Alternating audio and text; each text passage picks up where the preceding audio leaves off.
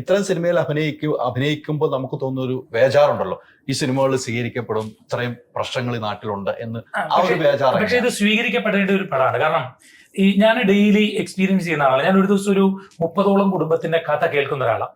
കാരണം എൻ്റെ അടുത്ത് വരുന്ന ആളുകൾ പലപ്പോഴും അവർ വരുമ്പോൾ തന്നെ അവരുടെ എല്ലാ കാര്യങ്ങളും കമ്പ്യൂട്ടർ പോലെ നമുക്ക് അറിയാൻ കഴിയുമെന്ന് ചിന്തിച്ചുകൊണ്ട് വരുന്ന ഒരുപാട് ആളുകളുണ്ട്. അതുകൊണ്ട് എല്ലാം തുറന്ന് സംസാരിക്കും. ശരിക്കും പറഞ്ഞാൽ നമ്മൾക്കൊക്കെ വേദന തോന്നുന്ന ഒരു കാര്യമുണ്ട്. ഇപ്പൊ താങ്കളും അച്ഛനാണ്, ഞാനും അച്ഛനാണ്. അച്ഛനും അമ്മയും കുട്ടികളെ ഭയന്ന് ജീവിക്കുന്ന ഒരു സമൂഹമാണ്. പണ്ട് എന്റെ പത്തനാപുരത്ത് പഞ്ചായത്ത് പ്രസിഡന്റ് തുളസി എന്ന് പറഞ്ഞ ഒരാൾ എന്നോട് പറഞ്ഞാണ്, ഒരു ദിവസം രാത്രി 11 മണിക്ക് അദ്ദേഹത്തിന്റെ വീട്ടിലേക്ക് പോകുമ്പോൾ ഒരു പ്രായമുള്ള മനുഷ്യൻ ഒരു കടയുടെ മുറ്റത്ത് ഇങ്ങനെ ഇരിക്കുന്നു, കടയുടെ കെട്ടിയ സ്ഥലത്ത് ഇങ്ങനെ ഇരിക്കുന്നു. അപ്പൊ ഈ തുളസി പോയിട്ട് എന്ത് പറ്റിയെന്ന് ചോദിച്ചു. അപ്പൊ പുള്ളി പറയുന്നില്ല, കാരണം ഒരു കൽപ്പണിക്കാരനാണ്. അപ്പൊ വീണ്ടും ചോദിച്ചു എന്ത് പറ്റി ചേട്ടാ? ഇല്ല ഒന്നുമില്ല, പൊക്കോ എന്ന് പറയുന്നു. അല്ല എന്താ കാര്യം, നിങ്ങൾ എന്താ ഇങ്ങനെ വീട്ടിൽ പോകാതിരിക്കുന്നതെന്ന് ചോദിച്ചു. പറഞ്ഞു, നേരത്തെ വീട്ടിൽ ചെന്നാല് ചെറുക്കം വന്നിട്ടുണ്ട്, അവൻ ഉറങ്ങുന്നതിന് മുമ്പ് എന്ന് അവന്റെ കയ്യിൽ നിന്ന് കീറ് മേടിക്കുന്നു. എന്ന് വെച്ചാൽ പണ്ട് നമ്മൾ അച്ഛനെയൊക്കെ പേടിച്ച് വീട്ടിൽ കയറാതെ ഒളിച്ചു നിന്നിരുന്ന ഒരു കാലത്തുനിന്ന് ഇന്ന് മക്കളെ പേടിച്ച് അച്ഛൻ കൽപ്പണിക്ക് പോയിട്ട് ഇവന് മൊബൈൽ റീചാർജ് ചെയ്ത് കൊടുക്കാൻ പൈസ കൊടുക്കുന്ന അച്ഛൻ, ഇവന് ഡ്രസ്സ് എടുത്തു കൊടുക്കുന്ന അച്ഛൻ, ഇവന് വണ്ടി മേടിച്ചു കൊടുക്കുന്ന അച്ഛൻ, അതിന്റെ CC അടയ്ക്കുന്ന അച്ഛൻ, രാവിലെ ഇറങ്ങിപ്പോയി കഷ്ടപ്പെട്ടിട്ട് വന്നിട്ട് ഈ മകൻ ഉറങ്ങിയതിന് ശേഷം എനിക്ക് വീട്ടിൽ ചെന്നില്ലെങ്കിൽ അവന്റെ കയ്യിൽ നിന്ന് കീറ് മേടിക്കുമെന്ന് പറയുന്ന ഒരു കാലത്താണ് നമ്മൾ ഇന്ന് ജീവിക്കുന്നത്. നമുക്ക് പ്രശ്നമില്ല. പക്ഷെ ഞാൻ കേൾക്കുന്ന ഒരുപാട് കഥകളിൽ, നടന്ന സംഭവങ്ങളിൽ ഈ മക്കൾ ഉപദ്രവിക്കുന്ന, അതായത് കായികമായി അടിക്കുന്ന അമ്മമാരും അച്ഛന്മാരും ഉണ്ട്. ഒരുപക്ഷെ അവർ ബോധം വെച്ചിട്ടായിരിക്കില്ലേ ഇത്തരത്തിലുള്ള വല്ലാത്ത മാഫിയകളുടെ പിടിയിൽ പെട്ടിട്ടായിരിക്കും. അപ്പൊ അങ്ങനെ ഒരു മെസ്സേജ് കൂടി ഈ സിനിമ പാസ് ചെയ്യുന്നുണ്ട്. അത് മാത്രമല്ല, ഇപ്പൊ നമ്മളൊക്കെ പറഞ്ഞു നമ്മുടെയൊക്കെ ഒരു കാലത്ത് പ്രണയം ഉണ്ടായിരുന്നു, അന്ന് കത്തടപാടുകൾ നടത്തുന്ന പ്രണയം, അല്ലെങ്കിൽ നമ്മൾ കോളേജിൽ കാണിച്ചിട്ടുള്ള ചില കാര്യങ്ങൾ ഉണ്ടായിരുന്നു. അത് അന്നത്തെ ഒരു സംവിധായകൻ ചെയ്താൽ ഇന്നത്തെ കുട്ടികളുടെ ഒരു വൈബ് കാണില്ല. പക്ഷെ ചിന്മയി ഇന്ന് ചെയ്യുമ്പോൾ അവർ ഇന്ന് എക്സ്പീരിയൻസ് ചെയ്യുന്ന കാര്യങ്ങളാണ് അവർ ഇന്ന് ഈ സിനിമയിലൂടെ നമ്മളോട് പറയുന്നത്. അപ്പൊ അത് പേരൻസിന് എന്താണ് സ്കൂളുകളിൽ നടക്കുന്നത്, അവിടുത്തെ പ്രണയം, ഇപ്പോഴത്തെ പിള്ളേരുടെ രീതികൾ, അതൊക്കെ എല്ലാവർക്കും മനസ്സിലാക്കാൻ ഈ സിനിമയിലൂടെ സാധിക്കും. ഒരു നല്ല മെസ്സേജ് തന്നെയാണ്. ശരിക്കും പേരൻസ് കുട്ടികളൊക്കെ പോയി കാണേണ്ടുന്ന ഒരു പടമാണ്. അങ്ങനെയാണ് എനിക്ക് ഈ പടത്തെ മനസ്സിലാക്കിയത്. ഇപ്പൊ ഈ പറഞ്ഞു വെച്ചാൽ പ്രണയം, അന്നത്തെ പ്രണയം, ഇന്നത്തെ പ്രണയം എന്നുള്ളത്, ഇത് നമ്മൾ ഇപ്പോഴത്തെ കാലഘട്ടത്തിൽ സ്കൂൾ കുട്ടികൾ ഏറ്റവും കൂടുതൽ മൊബൈലിന് അഡിക്റ്റ് ആണ് അല്ലെ? മൊബൈലിന് അഡിക്റ്റ് ആണ് സ്കൂൾ കുട്ടികൾ എല്ലാവരും. ഇപ്പം കോവിഡ് വന്ന ശേഷം മൊബൈൽ ക്ലാസ്സും കൂടെ ആയപ്പോൾ എല്ലാവർക്കും മൊബൈൽ വേണ്ട ഇതാണ്. അത് ഭയപ്പെടുന്ന പേരൻസ് ഇല്ല ഇപ്പോഴും? ഭയപ്പെടുക എന്നല്ല, റിയാലിറ്റിയിൽ ഇത് സംഭവിക്കുന്നുണ്ട്. കാരണം ഇത് ഞാൻ ഏറ്റവും കൂടുതൽ എക്സ്പീരിയൻസ് ചെയ്ത ഈ കൊച്ചു പിള്ളേരൊക്കെ നാളെ നോക്കാൻ വരുന്നേ, പൊരുത്തം, അവനുമായിട്ട് പ്രേമാണ്, ഇതിൽ എന്തൊക്കെ വിശ്വാസം. കഴിഞ്ഞ ദിവസം ഒരു കുട്ടി കുറെ നാൾ മുമ്പ് വന്നിട്ട് എന്നോട് പറഞ്ഞു, പിന്നെ നാളൊക്കെ നോക്കി ഒരു പയ്യനുമായിട്ട് എന്തോ പ്രേമാണ്. സംഭവം എന്താ വെച്ചാൽ ആ പയ്യൻ വേറൊരു കുട്ടിയുമായി പ്രേമമാണെന്ന് ഇവൾക്കൊരു സംശയം. ഏതോ ഒരു മന്ത്രവാദിയെ പോയി കണ്ടപ്പോ അയാൾ പറഞ്ഞേ ഒരു 5000 രൂപ തന്നാൽ മതി, അവളുടെ കാര്യം റെഡിയാക്കാണ്. അപ്പൊ ഇച്ചിരി കുറച്ച് പൈസക്ക് എങ്ങനെ ചെയ്യാൻ പറ്റുമോ? അത്രയും പൈസ ഇല്ല, +2 പഠിക്കുന്ന കുട്ടിയാണ് എന്റെ അടുത്ത് വന്നു. ഞാൻ പറഞ്ഞു, മോളെ ഞാൻ കൊട്ടേഷൻ സംഘമൊന്നും അല്ല. അപ്പൊ ഇങ്ങനെ പ്രണയത്തിന് വേണ്ടി ഇങ്ങനെ ഭ്രാന്ത് പിടിച്ചു പോകുന്ന ഒരു കാലമുണ്ട്. നമ്മുടെയൊക്കെ കാലത്തെ പ്രണയത്തില് മാംസനിബദ്ധമല്ല. എന്ന് വെച്ചാൽ നമ്മള് അവരുടെ ശരീരത്തിൽ, ഒരുപക്ഷെ ഞാൻ കോളേജിൽ പഠിക്കുന്ന സമയത്ത് എനിക്കൊരു പ്രേമം ഉണ്ടായിരുന്നു, ആ കുട്ടിയുടെ ശരീരത്തിലൊന്നും സ്പർശിച്ചിട്ട് പോലും ഇല്ല. ആഗ്രഹിച്ചു, പക്ഷെ നമുക്ക് പേടിയാ. അന്ന് സമൂഹത്തെ പേടിയാണ്, ഇത് തൊടാൻ പോലും പേടിയാ.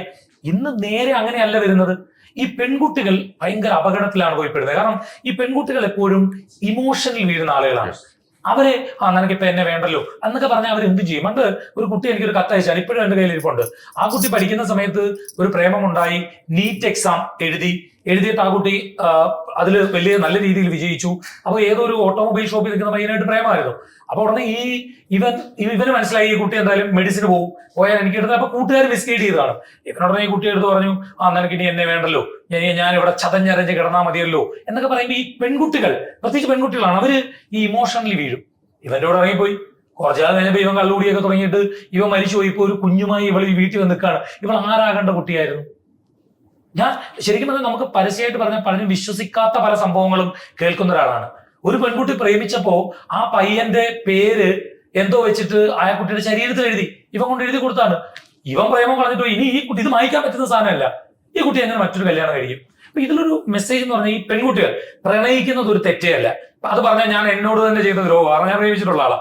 പക്ഷേ നമ്മൾ പ്രണയത്തിന് വേണ്ടി നമ്മുടെ ജീവിതത്തിലെ നല്ല വശങ്ങൾ, ഇപ്പോഴത്തെ പഠനം, അതൊന്നും മാറ്റി വെക്കരുത്. നീ ഒന്ന് വാ, നമുക്ക് ശാന്തി മുഹൂർത്തം ഉണ്ട്. പണ്ട് എനിക്ക് കോള് വന്ന ശാന്തി മുഹൂർത്തം ഉണ്ട്, ഒരു പെൺകുട്ടി ശാന്തി മുഹൂർത്തം ഉണ്ട്, പെട്ടെന്ന് ഒരു അമ്പലത്തിനടുത്ത് വന്ന് റൂം എടുത്തിട്ട് വരാം എന്ന് പറയുമ്പോൾ വേണ്ട, നീ വെയിറ്റ് ചെയ്യ്, എനിക്ക് ജോലി കിട്ടട്ടെ എന്ന് പറയാനുള്ള ആർജവം ഈ പെൺകുട്ടികൾ കാണിക്കണം. പലപ്പോഴും അബദ്ധത്തിൽ ചെന്ന് കാണുന്നുണ്ട്, എന്നിട്ട് സൂയിസൈഡ് ചെയ്യും. എന്നെയൊക്കെ വിളിച്ച് ഡെയിലി കരയുന്നവരുണ്ട് പെൺകുട്ടികൾ. ചേട്ടാ അവൻ ഇങ്ങനെ പറഞ്ഞിട്ട് പോയി.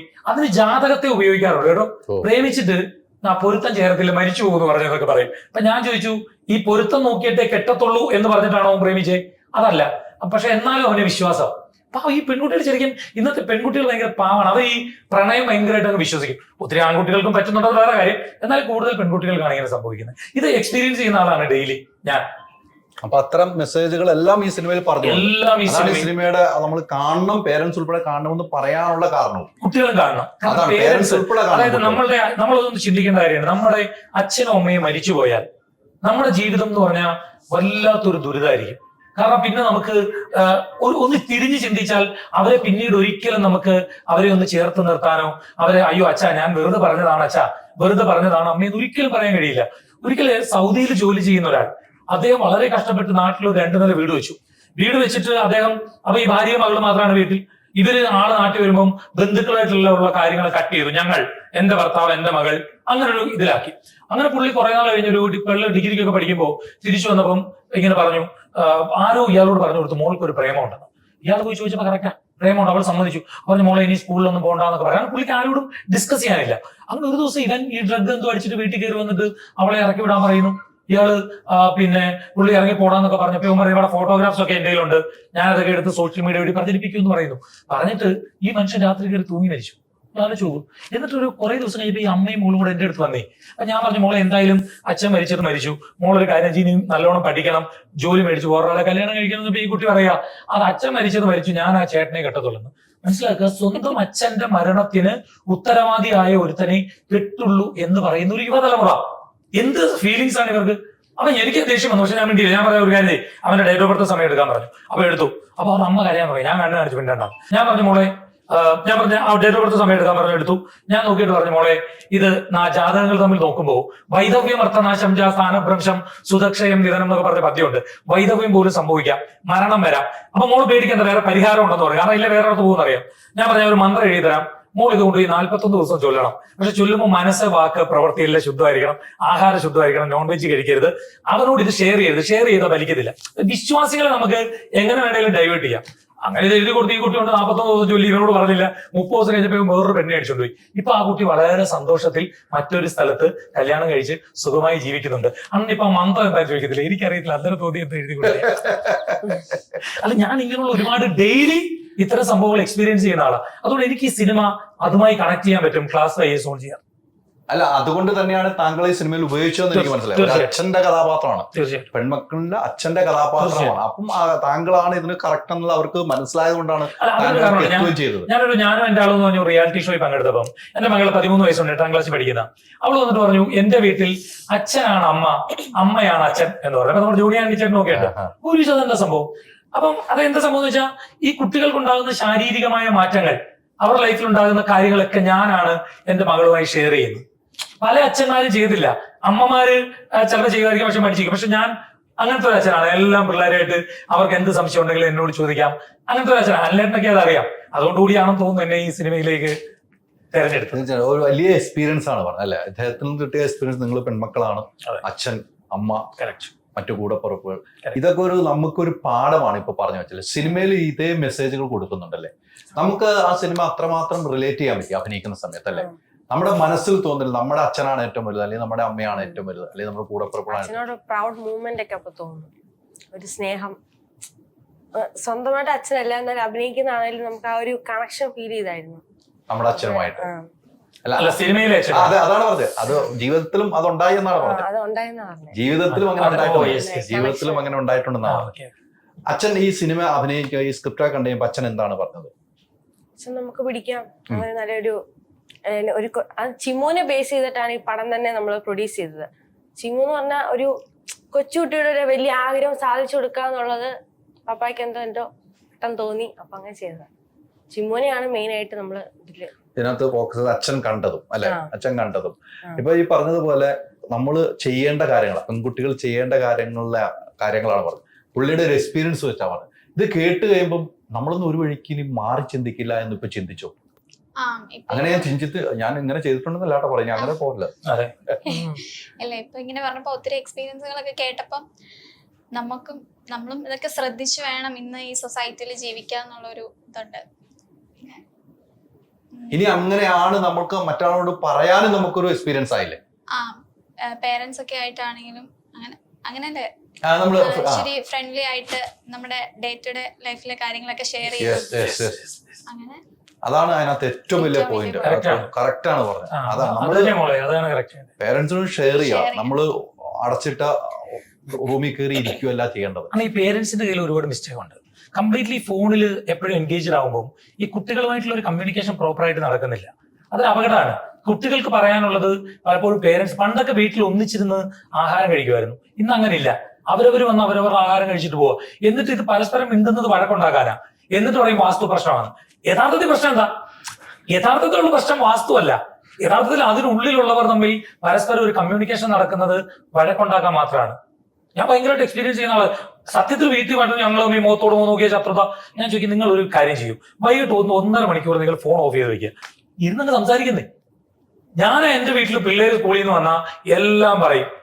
എന്റെ മോനൊക്കെയാണ് അവന് പ്രണയമുണ്ട്. ഇപ്പൊ കുഞ്ഞു ഭയങ്കര 2ാം ക്ലാസ്സിൽ പഠിക്കുക. എല്ലാം അത് എന്നോട് ഇങ്ങനെ ഷെയർ ചെയ്തോണ്ട് ഇരിക്കും. അപ്പൊ ഇത് കേൾക്കണം നീ പേരൻസ്. എനിക്ക് തോന്നുന്നു ഇദ്ദേഹം നല്ലൊരു അച്ഛനാണ് കേട്ടോ. ഞാൻ അന്നൊരു മകളുടെ വീഡിയോ ഇത്രയും എൻജോയ് ചെയ്ത് ഒരു കല്യാണം നടത്തിയ ഒരു അച്ഛൻ എനിക്ക് ഭയങ്കര ബഹുമാനം തോന്നി. കാരണം ഞാൻ അങ്ങനെ ഒരു അച്ഛനാണ്.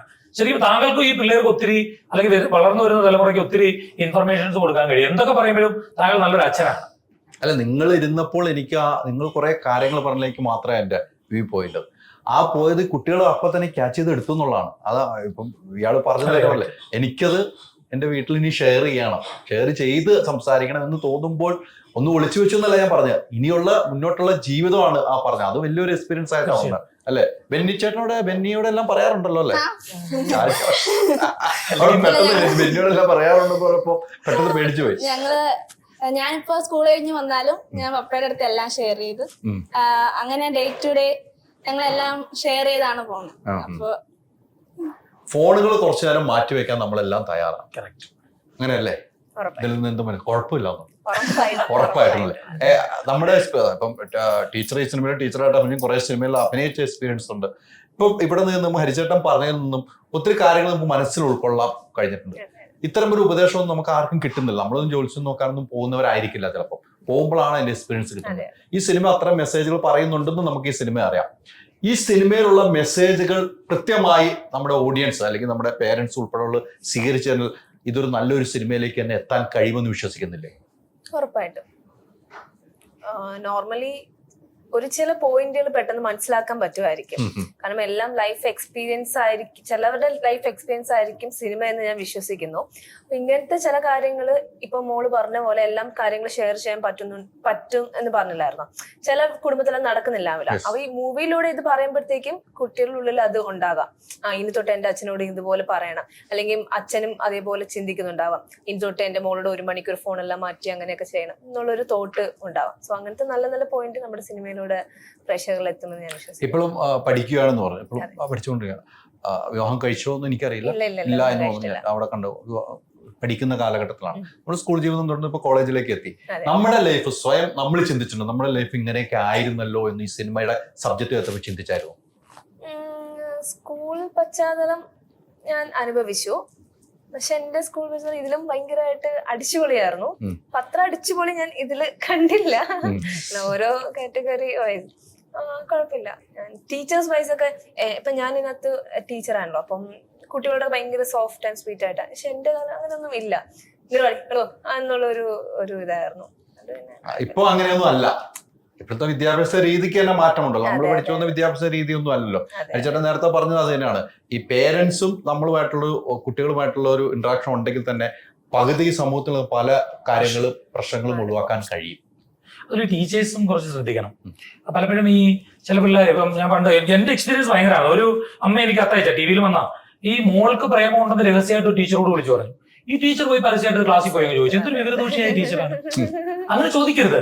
പിന്നെ ഈ അധ്യാപകർക്ക് പണ്ട് നമ്മൾ പഠിക്കുമ്പോൾ നമ്മൾ ഏത് വീട്ടിലെയാ, ആരാണ് എന്താണെന്നൊക്കെ നമ്മുടെ ടീച്ചേഴ്സിന് അറിയാം. ഇന്നതറിയില്ല. ഇതൊരു വഴിപാട് പോലെ അവർ നടത്തുന്നു എന്നുള്ള ഒരു കാര്യമാണ്. ഞാൻ ചോദിക്കട്ടെ, ഏത് ഗവൺമെന്റ് സർവീസിലും ഒരു പിഴവുണ്ടായാൽ അതിന് ശിക്ഷയുണ്ട്. ഒരു 30 പിള്ളേരെ അധ്യാപകർ പഠിപ്പിച്ചാൽ അതിലൊരു 20 പിള്ളേർ തോറ്റാലും കുറ്റം അധ്യാപകർക്കില്ല, ആ പഠിക്കുന്ന പിള്ളേർക്ക് മാത്രമേ ഉള്ളൂ. അധ്യാപകരില്ലേ കുറച്ചുകൂടി ഓരോ കുട്ടികളുടെ മനോഗതി മനസ്സിലാക്കി അവരെ പഠിപ്പിക്കാനും മനസ്സിലാക്കിക്കാനും. ഈ കുട്ടി പുറത്തു വെച്ചൊരു പയ്യന്റെ കൂടെ ഒരു അത്യാവശ്യം നല്ലതല്ലാത്ത സന്ദർഭത്തിൽ കണ്ടാൽ ഞാൻ പഠിപ്പിക്കുന്ന കുട്ടിയാണെന്ന് തിരിച്ചറിയാൻ ടീച്ചറിന് പറ്റിയില്ലെങ്കിൽ പരാജയമായി. അവിടെ അധ്യാപന മേഖലയുടെ ഒരു പരാജയമായി മാറി. പക്ഷെ നമ്മൾ പഠിക്കുന്ന ടീച്ചർ എന്ന് പറഞ്ഞാൽ അമ്മയുടെ കൂട്ടായിരുന്നു അല്ലേ? നമ്മൾ അധ്യാപനം ഇപ്പോഴും ഓർക്കുമ്പോൾ എന്തൊരു സ്നേഹവും എന്തൊരു ബഹുമാനമാണ്. ഇന്നത്തെ പിള്ളേർക്ക് അതില്ല. അത് ഈ സ്കൂളുകാരും ഉണ്ടാകും. ടീച്ചർ ഫീസ് കൊടുക്കുന്ന പിള്ളേര് ബസ്സിൽ ഇരിക്കട്ടെ, അധ്യാപകർ നീറ്റ് നിന്നാൽ മതി എന്ന് പറഞ്ഞൊരു സംഭവം നമ്മൾ വലിയ വാർത്ത വന്നതാണ്. അത്തരം ടീച്ചർമാരും എല്ലാവരും ഇതില് ഭാഗമാണ്. സമൂഹം മൊത്തത്തിലുള്ള ഒരു പ്രശ്നമാണ്. പക്ഷെ അത് ഇതിൽ ചർച്ച ചെയ്യുന്നുണ്ട് ഈ സിനിമയിൽ. എന്തുകൊണ്ടാണ് ഈ പുതുതലമുറയ്ക്ക് ഇങ്ങനെ ഒരു പ്രശ്നം ഉണ്ടാകുന്നത്? ഞാനൊരു കാര്യം പറയാം. എനിക്ക് എന്റെ സുഹൃത്തുക്കൾക്ക് കുറെ പേർക്ക് ബാറുണ്ട്.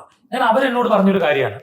അതായത് 20-നും 35-നും ഇടയ്ക്ക് പ്രായമുള്ള ആരും ബാറിൽ ചെല്ലുന്നില്ല. ചെറുപ്പക്കാർ വളരെ കുറവാണ്. കാരണം ബാറിലേക്ക് എന്താണ് ഈ ചെറുപ്പക്കാർ വരാത്തത്? അപ്പൊ മറ്റെന്തോ ഒരു തരത്തിലേക്ക് അവര് ഈ ലഹരിയിലേക്ക് അവര് പോകുന്നു എന്നുള്ളിടത്താണ് ആ പ്രശ്നം. അങ്ങനെ ഒരു വലിയ അപകടകരമായ സാഹചര്യമുണ്ട്. സർക്കാരും ശ്രദ്ധിക്കേണ്ട കാര്യം. ബാറിൽ പ്രായമുള്ളവർ മാത്രമാണ് ഇപ്പൊ കടന്നു വരുന്നത്, മറ്റുള്ളവർ വരുന്നില്ല. ഇത് ഇല്ല ഊതിക്കുന്നതൊക്കെ പാവം പിടിച്ച ബ്യൂറേസിൽ നിന്ന് മേടിച്ചോണ്ട് പോലെ നമ്മളെ പോലുള്ള പാവങ്ങളല്ലേ. അപ്പൊ പക്ഷെ ഇതൊരു അപകടകരമായ ഭാവിയിൽ ഇതൊരു അപകടകരമായ സ്ഥിതിയാണ്. കാരണം എനിക്കറിയാം പല അമ്മമാരും അച്ഛന്മാരും സ്വന്തം മക്കളുടെ കാര്യം കുറ്റം പുറത്തു പറയാനാകാതെ വീടിനുള്ളിൽ അടച്ചിടുന്നുണ്ട്. അവർക്ക് വേണ്ടി സംസാരിക്കാൻ ആരുമില്ല. യുവാക്കൾക്ക് വേണ്ടി സംസാരിക്കാൻ ആളുണ്ട്, അല്ലാത്തവർക്കൊക്കെ സംസാരിക്കാൻ ആളുണ്ട്. വീടിനുള്ളിലിരിക്കുന്ന അച്ഛനമ്മമാർക്ക് വേണ്ടി സംസാരിക്കാൻ ആരുമില്ല. കാരണം അവർ വലിയ പീഡനം ഈ മക്കളിൽ നിന്ന് അനുഭവിക്കുന്നുണ്ട്. എനിക്ക് ഒരുപാട് അനുഭവങ്ങളുണ്ട്. കുട്ടികൾ പൊതുവെ ഹോസ്റ്റൽ ജീവിതം, ഹോസ്റ്റൽ കഴിയുന്ന കുട്ടികൾ, ഇവിടെ വീടുകളാണ്, ഹോസ്റ്റലിൽ കഴിയുന്ന കുട്ടികളുടെ ഒരു സ്വാതന്ത്ര്യം കിട്ടുന്നവർ പുറത്തേക്ക് ഇറങ്ങുമ്പോഴാണ് അല്ലെ? ഹോസ്റ്റൽ അടച്ചിട്ട് ഭയങ്കര നിയമങ്ങൾ ഉണ്ടായിരുന്നു ഹോസ്റ്റലിൽ, നമുക്ക് പുറത്തേക്ക് വരാം. അപ്പൊ ഒരു +2 കാലഘട്ടം കഴിഞ്ഞ് നമ്മൾ കോളേജിലേക്ക് പോകണം, കൂടുതൽ സ്വാതന്ത്ര്യം കിട്ടും. അങ്ങനെ വരുന്ന കുട്ടികളിൽ കാണുന്ന ഒരു മാറ്റം എന്തായിരിക്കും? ശരിയാണ്. ഈ സ്വാതന്ത്ര്യം ആസ്വദിക്കുക എന്ന് പറയുന്ന ഒരു കാര്യമുണ്ട്. ഈ സത്യത്തിൽ ഈ പിള്ളേർ അച്ഛനമ്മമാരുടെ കൂടെ തന്നെ വളരണം. ചിലപ്പോൾ സാഹചര്യങ്ങൾ കൊണ്ട് മാറിപ്പോകുന്നുണ്ടാവാം. കാരണം എന്താണെന്ന് വെച്ചാൽ ഇവരുടെ ഉള്ളിൽ എന്റെ അച്ഛനും അമ്മ എന്നെ കൊണ്ടുവരിടത്ത് അടച്ചിട്ടു എന്നൊരു തോന്നലാണുള്ളത്. പുറത്തേക്ക് ഇറങ്ങുമ്പോൾ ഈ സ്വാതന്ത്ര്യം കിട്ടുമ്പോഴാണ് ഇവരിത് ആസ്വദിക്കുന്നത്. ഇപ്പം അങ്ങയെ സംബന്ധിച്ച് അങ്ങ് മാധ്യമ പ്രവർത്തന മേഖലയിൽ വർഷങ്ങളായിട്ട് റിപ്പോർട്ടർ ചാനലിലൊക്കെ വർഷങ്ങളായിട്ട് പ്രവർത്തിക്കുന്ന ആളാണ്. ഇപ്പൊ സിനിമാ മേഖലയിൽ വന്നിപ്പം ഗരുഡനിൽ ഒക്കെ അഭിനയിച്ചത് ഞാൻ കണ്ടു. താങ്കൾ ഇത് വല്ലാട്ട് ആസ്വദിക്കത്തൊന്നുമില്ല. കാരണം എന്താ? ഓൾറെഡി താങ്കൾ ഇതൊക്കെ എക്സ്പീരിയൻസ് ചെയ്ത് എന്താണ് നല്ലത് എന്താണ് ചീത്ത എന്നറിയുന്ന ആൾ. പെട്ടെന്ന് ഇതിലേക്ക് കടന്നു വരുന്ന ചില ആളുകളുണ്ട്, പ്രത്യേകിച്ച് ഈ ഓൺലൈൻ മാധ്യമ പ്രവർത്തനം. ഇവർക്ക് ഇതെന്ന് പറഞ്ഞു കഴിഞ്ഞാൽ എന്ത് വലിയ സംഭവമാണ്. ഞങ്ങൾ ഈ ലോകത്തെ രാജാക്കന്മാരാണെന്ന് തോന്നുകയും പെട്ടെന്ന് പോയി അപകടത്തിൽ പെടുകയും ചെയ്യും. അതുകൊണ്ടാണ് ഈ സോഷ്യൽ മീഡിയയിൽ പെട്ടെന്ന് വളർന്നു വരുന്നവർ പെട്ടെന്ന് പോയി വല്ല പെണ്ണു വിഷയങ്ങളിലോ മറ്റുള്ള വിഷയങ്ങളിലോ സാമ്പത്തിക വിഷയങ്ങളിലോ പെടുന്നത്. കാരണം അവർക്ക് ഇതിനെ എങ്ങനെ നിലനിർത്തണം എന്നറിയില്ല. അതുപോലെയാണ് ഈ കുട്ടികൾ അടച്ചിട്ടിടത്തുനിന്ന് ഈ കുട്ടികൾ സ്വാതന്ത്ര്യത്തിലേക്ക് വരുമ്പോൾ അവർ ആ കിട്ടുന്ന സ്വാതന്ത്ര്യത്തെ മാക്സിമം ഉപയോഗിക്കാൻ ശ്രമിക്കും. അതുകൊണ്ട് എന്താ വെച്ചാൽ കുട്ടികൾക്ക് നല്ലതും മോശവും പറഞ്ഞു കൊടുക്കണം. 1000 രൂപ കൊടുക്കുന്നത് തെറ്റില്ല, പക്ഷെ മോനെ നീ 1000 രൂപ എങ്ങനെ ഉപയോഗിക്കണം എന്ന് അവരോട് പറഞ്ഞു കൊടുക്കണം. കഴിഞ്ഞ ദിവസം എൻ്റെ ഒരു ഫ്രണ്ടിന്റെ വൈഫ് എന്നെ വിളിച്ച് പറഞ്ഞു, ചേട്ടാ മോള് 10ൽ പഠിക്കുന്ന കുട്ടിയാണ്, വേറൊരു ഫോണിൽ, അതായത് ഇവരുടെ ഒഫീഷ്യൽ ഫോണിൽ ഇൻസ്റ്റാഗ്രാം എടുത്തിട്ട് എന്തോ പരിചയമില്ലാത്ത പിള്ളേരോട്, വേറെ ചാറ്റൊന്നും അല്ല, ചാറ്റ് ചെയ്തു. അപ്പൊ ഞാൻ വിളിച്ചു അവരെ വഴക്ക് പറഞ്ഞ് എടുത്തു വെച്ചു എന്ന് പറഞ്ഞു. ഞാൻ പറഞ്ഞു കുട്ടി അങ്ങനെ ചെയ്യരുത്, അവർക്ക് ഫോൺ കൊടുക്കണം, അവർക്ക് ഇൻസ്റ്റാഗ്രാം വേണമെങ്കിൽ അത് കൊടുക്കണം. പക്ഷെ അതിൽ ആരൊക്കെ ഫ്രണ്ട് വേണം, എങ്ങനെ അത് റെസ്ട്രിക്ട് ചെയ്ത് ഉപയോഗിക്കാം എന്ന് മനസ്സിലാക്കുന്നിടത്താണ് അവൾക്ക് നല്ലൊരു പാഠം നമ്മൾ കൊടുക്കുന്നത്. കാരണം ഇത് കഴിഞ്ഞ് ഇപ്പോൾ കോളേജിലേക്ക് പോകുമ്പോൾ വേറെ ആരെങ്കിലും ഒരു ഫോൺ മേടിച്ചു കൊടുക്കുമ്പോൾ ഇവൾ ഇൻസ്റ്റാഗ്രാം ഡൗൺലോഡ് ചെയ്ത് അവൾ ഇഷ്ടമുള്ളത് ചെയ്യും. അപ്പൊ അവർക്ക് കിട്ടുന്ന ഒരു ഭ്രമമാണ് അതിൽ നിന്ന്. അതുകൊണ്ട് ഫോൺ മേടിച്ചു കൊടുക്കുന്നതിൽ തെറ്റില്ല, പക്ഷെ ഇത് എങ്ങനെ ഉപയോഗിക്കണം എന്ന് കൂടി പഠിപ്പിക്കുന്നിടത്താണ് നല്ലൊരു പേരന്റിങ് ഉണ്ടാകുന്നത്. കറക്റ്റല്ലേ? തീർച്ചയായിട്ടും വലിയ ഉപദേശങ്ങൾ തന്നെയാണ് പറയുന്നത്. ഈ സിനിമയില് നിങ്ങൾ രണ്ടും ഒരേ ക്ലാസ്സിൽ തന്നെയല്ലേ ഈ സിനിമയിൽ പഠിക്കുന്നത്? 3 പേരും അതേ ക്ലാസ്സിൽ തന്നെയല്ലേ? പല വികൃതങ്ങളും പല പ്രശ്നങ്ങളും സ്കൂളിൽ ഉണ്ടാകുന്നുണ്ട്. നമ്മൾ അങ്ങനെ അഭിനയിക്കുമ്പോൾ നമ്മുടെ ജീവിതത്തിൽ ഉണ്ടായ അനുഭവങ്ങൾ ഈ ക്യാരക്ടറിൽ വന്നിട്ടുണ്ട്? അങ്ങനെ ചോദിച്ചാ എവിടെയൊക്കെ എന്തോ വന്നിട്ടുണ്ട്. അതെ, പറയാൻ മടിയാന്ന് തോന്നുന്നു. തുറന്നു പറയൂ കുട്ടി, പാവാ. അങ്ങനെ ഇങ്ങനെ ക്ലാസ്സിൽ കിടന്ന് ബഹളം ഉണ്ടാക്കുന്നു, അങ്ങനെ കൂട്ടുകാരൊക്കെ ആയിട്ട് മിങ്കിൾ ചെയ്ത് അങ്ങനെ. നമ്മുടെ ജീവിതത്തിൽ സ്കൂളിൽ ഏറ്റവും പ്രശ്നം ഉണ്ടാക്കിയ എന്തിനാണ്? അടി കിട്ടിയാണ് എന്തിനാണ്? ഞാൻ നല്ല കൊച്ചാ, എനിക്ക് അല്ലല്ല ഞാൻ പൊതുവെ അങ്ങനെ ക്ലാസ്സിൽ ബഹളം ഉണ്ടാക്കാറില്ല.